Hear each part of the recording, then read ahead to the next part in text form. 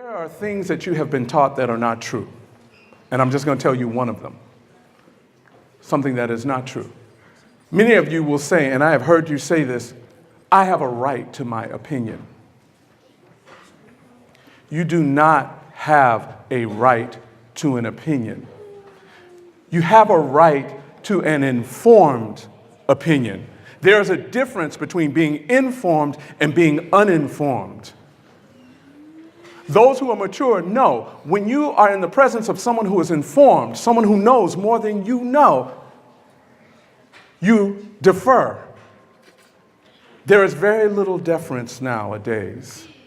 In order to defer to someone who knows more than you know, you have to have humility. Humility is in short supply these days. Bati.